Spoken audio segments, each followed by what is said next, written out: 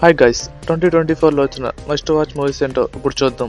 అందులో number 10 committee కుర్రాళ్ళు.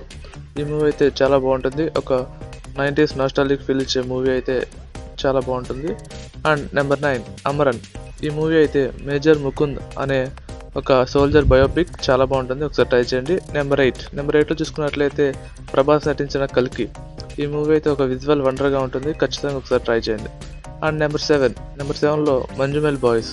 ఒక స్నేహితుడు లోయలో పడిపోతే ఎలా కాపాడుతారు అనేది ఈ మూవీ. అండ్ నెంబర్ 6 చూసుకున్నట్లయితే సత్యం సుందరం.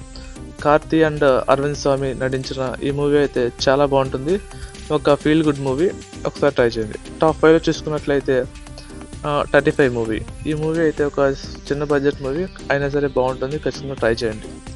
Number 4 Hanuman movie. ఈ మూవీ కూడా ఈ సంక్రాంతికి వచ్చి బాగా 300 crores పైన కలెక్ట్ చేసింది, ఖచ్చితంగా ఒకసారి ట్రై చేయండి. అండ్ నెక్స్ట్ చూసుకున్నట్లయితే మహారాజా మూవీ. ఈ మూవీలో విజయ్ సేతుపతి యాక్టింగ్ అయితే నెక్స్ట్ లెవెల్ ఉంటుంది, ఖచ్చితంగా ఒకసారి ట్రై చేయండి. Number 2 lucky Bhaskar. ఈ మూవీ అయితే ఒక నెగిటివ్ రివ్యూ లేకుండా చూడండి, చాలా బాగుంటుంది, ఖచ్చితంగా ఒకసారి ట్రై చేయండి.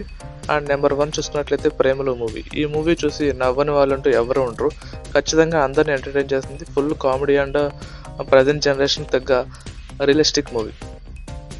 ఈ ఇయర్లో మీకు నచ్చిన మూవీ ఏంటో కామెంట్ చేయండి. అండ్ వీడియో నచ్చితే ఒక లైక్ చేయండి.